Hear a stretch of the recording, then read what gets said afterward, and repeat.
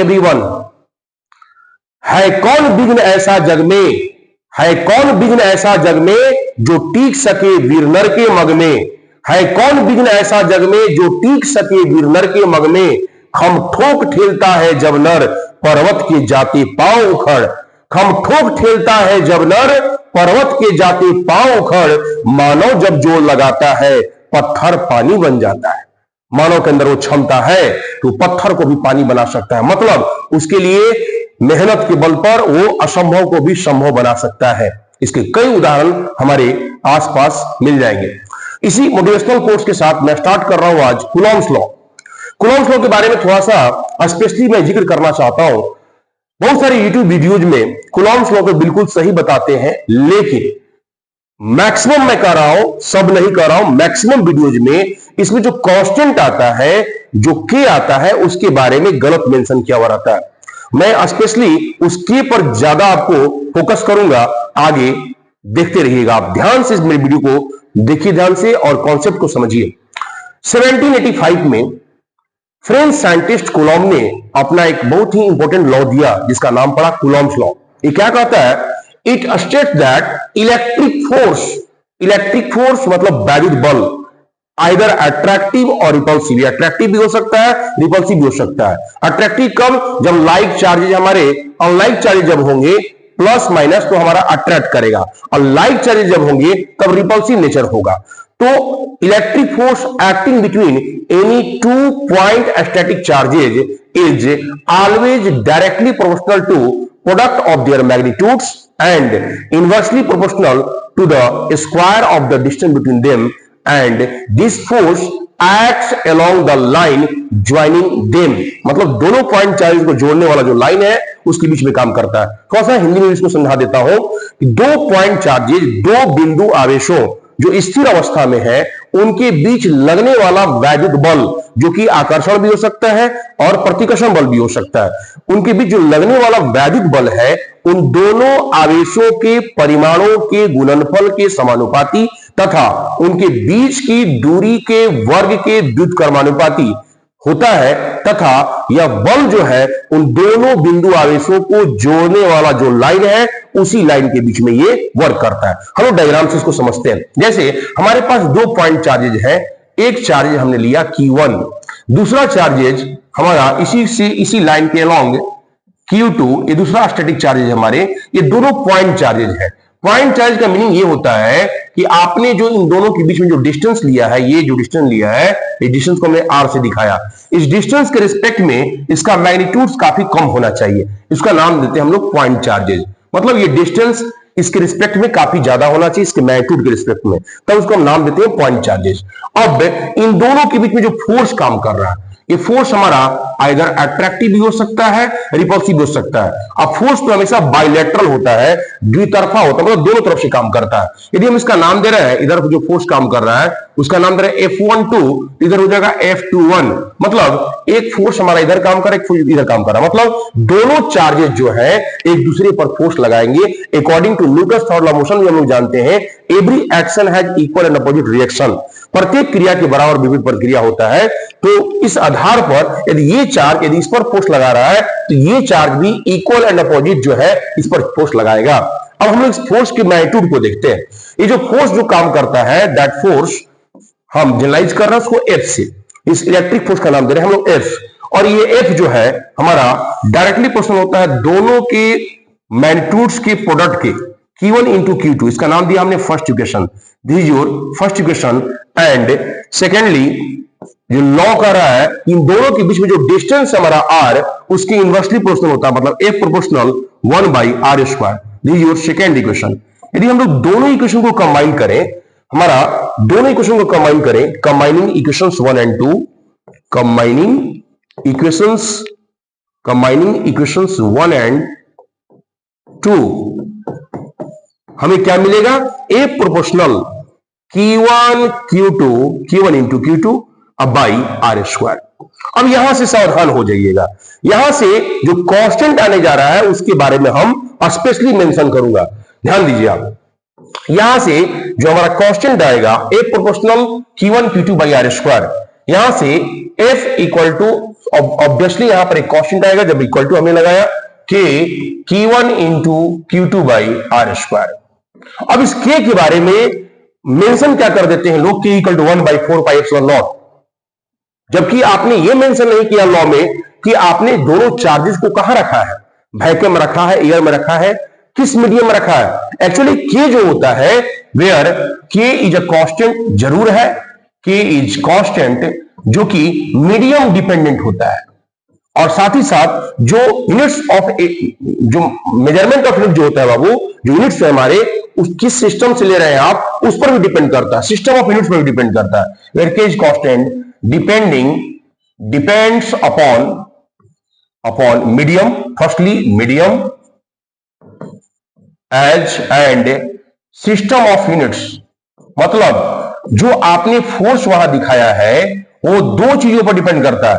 एक चीज, एक आप किस सिस्टम में ले रहे हैं, सिस्टम ऑफ यूनिट में ले रहे हैं, किस मात्रक पद्धति में ले रहे हैं आप, और दूसरा आपका ये मीडियम कौन सा आप लिए हुए, दोनों चार्जेस को कहां रखे हुए हैं। यहां पर डायरेक्टली जो है k को 1/4πε0 जो लिखते हैं, ये यहां पर मेंशन करना गलत है, ध्यान दीजिए, समझिएगा। k जो है एक कांस्टेंट है जो डिपेंड करता है मीडियम पर। अब ये होता क्या है k, इसको समझिए। वेयर k को हम लिखते हैं यहां पर, k कैसे लिखेंगे हम लोग, 1/4πε, 1/4π ओनली एप्सिलॉन। हम एप्सिलॉन नॉट नहीं लगाया क्योंकि हमने वैक्यूम और एयर की बात अभी नहीं की है कुछ भी। जब वैक्यूम और एयर के लिए बात करते तब यहां लिख सकते थे 1/4π एप्सिलॉन नॉट, लेकिन यहां पर हमने सिर्फ एप्सिलॉन लिखा है। यहां एप्सिलॉन, एप्सिलॉन को देखिएगा, एप्सिलॉन को बोलते हैं permittivity of medium, permittivity of medium. इसको और आगे इलेबोरेट करके यदि हम लिखें तो एप्सिलॉन जो हमारा मिलेगा, एप्सिलॉन जो होता है, एप्सिलॉन को हम लोग ये भी लिख सकते हैं एप्सिलॉन नॉट और इंटू एप्सिलॉन आर। अब ये एक नया टर्म आ रहा है हमारा, दो चीज, एक एप्सिलॉन नॉट, एक एप्सिलॉन आर। यहां पर जो एप्सिलॉन नॉट है, हियर एप्सिलॉन नॉट, ये है आपका एब्सोल्यूट परमिटिविटी ऑफ एयर और वैक्यूम, या permittivity of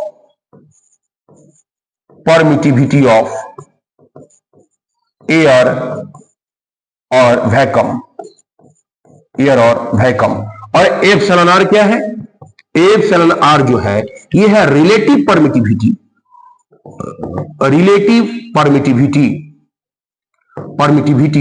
of medium, relative permittivity of medium, जिसका वैल्यू एप्सिलॉन आर का जो है हम लोग रिलेटिव परमिटिविटी भी बोलते हैं, और इसका नाम देते हैं डाइलेक्ट्रिक कांस्टेंट, इसका नाम देते हैं डाइलेक्ट्रिक कांस्टेंट जिसको कहते हैं, this is also called dielectric constant. ठीक है, थोड़ा सा हिंदी में भी समझ लेते हैं हम लोग। k जो है 1/4πε0, जिसको हम लोग कहते हैं एप्सिलॉन को परमिटिविटी ऑफ मीडियम, हिंदी में इसको बोलते हैं माध्यम की वैद्युशीलता।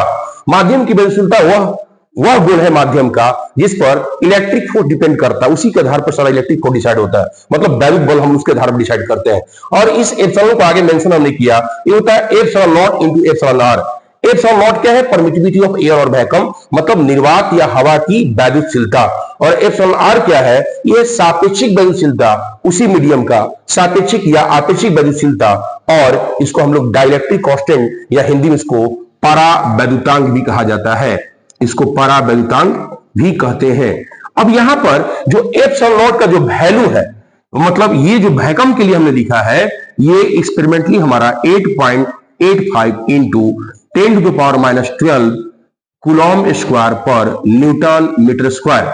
ठीक है, अब जब हम यहां पर स्पेशली जब मेंशन करेंगे, जैसे हमने यहां लॉ जो मेंशन किया, अब इसके आधार पर हम लोग देखते हैं कि अब ये केस बनाएंगे, यहां पर केस बनाकर देखते हैं इस चीज को। यहां पर आप समझ गए होंगे इन चीजों को।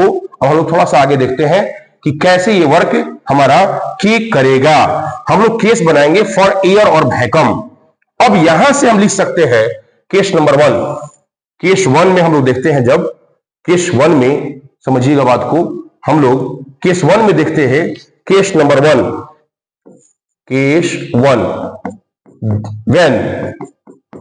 व्हेन पॉइंट चार्ज जो हमने लिया है, जो दोनों आवेश जो लिया हमने, यदि एयर में हो, when medium is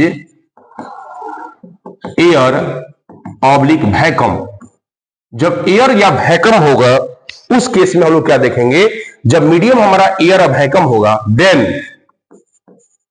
k equal to 1/4π epsilon naught. जिसका वैल्यू होता है 9 इंटू 10⁹ न्यूटन मीटर स्क्वायर पर कूलम स्क्वायर। यही चीज मैं मेंशन करना चाह रहा था। जब तक आप चार्जेस के बारे में मेंशन नहीं करिएगा कि किस मीडियम में रखा गया है तो कैसे होगा, कैसे वर्क करेगा वो। हम लोग एयर और वैक्यूम के लिए देखते हैं कि एयर और वैक्यूम या हवा या निर्वात में जब रखा रहेगा दोनों चार्जेस, उस समय की का वैल्यू होता है 1/4πε0 equal to 9 into 10⁹ nm square पर coulomb square. Just like gravitational force की तरह है, जैसा कि लॉ ऑफ ग्रेविटेशन में 11th क्लास में पढ़ा जाता है कि फोर्स ऑफ ग्रेविटेशन या gravitational force acting between any two masses of this universe is directly proportional to the product of their masses and inversely proportional to the square of the distance between them. This force acts along the line joining their centers of mass. एकदम just उसी तरह से है, लेकिन अंतर है दोनों में। थोड़ा सा डिफरेंस क्या है कि gravitational force always attractive in nature, हमेशा आकर्षण होता है। गुरुत्वाकर्षण बल कभी भी प्रतिकर्षण नहीं होता, हमेशा आकर्षण नेचर का होता है। जबकि वैद्युत बल या इलेक्ट्रिक फोर्स जो होता है आकर्षण भी होता है और प्रतिकर्षण भी होता है, दोनों नेचर का होता है। क्यों? क्योंकि चार्ज दो नेचर के होते हैं, प्लस और माइनस, पॉजिटिव और negative. While mass is always positive, mass कभी नेगेटिव नहीं होता। आप कभी नहीं सुने होंगे कि या दुकान वगैरह पे जाकर ये नहीं कहते होंगे कि मुझे -5 kg चीनी दे दीजिए, मुझे -5 kg चावल दे दीजिए। कभी ऐसा कभी आप नहीं सुनेंगे। नेगेटिव में मास नहीं होता, जब भी होता है तो पॉजिटिव होता है। इसीलिए मास एक टाइप का ओनली पॉजिटिव, इसीलिए ग्रेविटेशनल फोर्स जो मास डिपेंडेंट, मास से रिलेटेड है, वो हमेशा अट्रैक्टिव इन नेचर, आकर्षण बली होता है। जबकि जो इलेक्ट्रिक फोर्स वैद्युत बल होता है दोनों नेचर का होता है, अट्रैक्टिव भी होता है और रिपल्सिव भी होता है। मतलब दो चार्ज के दो टाइप्स, दो नेचर, पॉजिटिव और नेगेटिव, और फोर्स का भी उसमें इलेक्ट्रिक फोर्स का भी दो नेचर चार्ज के आधार पर, एक अट्रैक्टिव दूसरा रिपल्सिव। अट्रैक्टिव कब होगा? जब हमारा अपोजिट चार्जेस होंगे, प्लस माइनस। और जब रिपल्सिव कब होगा? जब दोनों सिमिलर चार्ज होंगे, प्लस प्लस या माइनस माइनस। आशा कर रहा हूं समझ गए होंगे। अब आगे देखिए थोड़ा सा, K इक्वल टू 1/4πε0 का वैल्यू हमारा ये हुआ। ये हम कब? जब ये मीडियम लिए हुए हम लोग एयर या वैक्यूम। अब हमारा यदि हम मीडियम कोई अदर हो, एयर के अलावे हो, ठीक है। केस नंबर 2, केस 2 व्हेन यदि हमारा माध्यम या मीडियम जो हमारा है, medium is another than air, air से अलग हो, जैसे वाटर हो सकता है आपका, ऑयल हो सकता है, शहद हो सकता है, ये अलग मीडियम है हमारा। अलग मीडियम के लिए कभी भी K का वैल्यू 1/4πε0 नहीं होगा, उसके लिए बिल्कुल अलग होगा। ठीक है, अलग क्या होगा? उसके लिए हम लोग ε0 यूज नहीं करते हैं। K इक्वल टू होता है 1/4πε, ओनली एप्सिलॉन, नॉट ε0। यहां एप्सिलॉन क्या है? हमने मेंशन किया है पहले, एप्सिलॉन जो हमारा है इन्हीं दोनों का प्रोडक्ट है, ε0 और इंटू εr। εr जो है यहां पर, यही εr के बारे में मैं बताना चाहता हूं आपको। ये रिलेटिव परमिटिविटी या सापेक्षिक वैद्युतशीलता इसको कहते हैं। यही होता है एप्सिलॉन, मतलब किसी मीडियम का परमिटिविटी और एयर और वैक्यूम का जो परमिटिविटी है, ये दोनों का रेशियो है। इन दोनों का रेशियो इस पर ये डिपेंड करता है। ठीक है, फोर्स जो है हमारा इस पर डिपेंड करता है। आप यहां से देख सकते हैं, जब ये K का वैल्यू हमारा 1/4πε0 है, इसके आधार पर फोर्स भी हमारा वैरी करेगा। जिस मीडियम का परमिटिविटी आपका जितना ही ज्यादा होगा, जिस मीडियम का परमिटिविटी जितना ही ज्यादा होगा, उसमें फोर्स का वैल्यू उतना ही घट जाएगा। एग्जांपल के लिए यदि हम रिलेटिव परमिटिविटी की बात करें वाटर के लिए, यहां पर एग्जांपल बात कर रहा हूं मैं, एग्जांपल फॉर वाटर, वाटर के लिए, पानी के लिए जो εr का जो वैल्यू होता है, इसका वैल्यू होता है रिलेटिव परमिटिविटी या डाइलेक्ट्रिक कोएफिशिएंट का वैल्यू होता है 81 वैल्यू होता है, अप्रॉक्सीमेट 81 होता है इसका वैल्यू। अब इसके आधार पर जो हम लोग फोर्स देखेंगे, हम लोग फोर्स देखें तो एफ एयर के लिए डिवाइड बाई एफ वाटर के लिए या किसी मीडियम के लिए, ये जो फॉर्मूला हमारा यहां पर आएगा वो रिलेशन थोड़ा देखिएगा। 1/4π तो रहेगा ही रहेगा कि हमारा यहां पर हो गया 1 बाई एयर के लिए 1/4πε0 Q1 Q2 by R square, और डिवाइड बाई फिर से हमारा 1/4π एप्सिलॉन, ओनली एप्सिलॉन। लेकिन वाटर के लिए हम जब बात करेंगे इसी चीज को तो लिखेंगे एप्सिलॉन बाई, यदि हम रिलेटिव परमिटिविटी की बात करें यहां पर एप्सिलॉन, यहां पर हमने वाटर के लिए बात किया है एप्सिलॉन और into Q1 Q2 by R square. सबसे पहले इसको आप क्या करें, कैंसिल करें। हम लोग कैंसिल क्या करेंगे, 1/4 पाई 1/4 कैंसिल होगा, Q1 Q2 आर स्क्वायर गया। यहाँ पे जो मिला हमारा फाइनली जो मिल रहा है हमारा, वो हमारा थोड़ा सा देखिए इधर दिखा देते हैं हम, इधर देखते हैं, देखिए क्या रिजल्ट हमारा आ रहा है, देखिएगा समझिएगा, इससे समझ में आ जाएगा कि दोनों में क्या डिफरेंस है। एक्चुअली हम लोग एप्सिलॉन और एप्सिलॉन नॉट में जो लिखते हैं यहाँ पर क्या डिफरेंस है, समझिएगा बात को। यहां से जो FA बाई FW हमने लिखा, मतलब वाटर के लिए हम निकालना चाहते हैं, तो जो रिजल्ट आएगा हमारा नीचे 1 बाई एप्सिलॉन नॉट, और इसको फिर हमने डिवाइड किया है 1 बाई एप्सिलॉन W, मतलब वाटर के लिए जो हमारा परमिटिविटी होगा, वाटर एक अलग मीडियम है, इसके आधार पे जब इसको आप रिवर्स करिएगा तो आपको रिजल्ट आएगा 1 बाई एप्सिलॉन नॉट और into epsilon W by 1 by epsilon not. जैसा कि हम लोग जानते हैं कि किसी परमिटिविटी, किसी मीडियम का जो परमिटिविटी होता है, गतिशीलता, उसको हम लोग दिखाते हैं epsilon not into epsilon R से। मतलब यहां दिखाएंगे एप्सिलॉन नॉट और relative permittivity of water epsilon R है जरूर, लेकिन किसके लिए, वाटर के लिए। यहां से कैंसिल आउट होगा ये दोनों, हमारा जो रिजल्ट आएगा एप्सिलॉन R का, वाटर का जो वैल्यू होता है 81।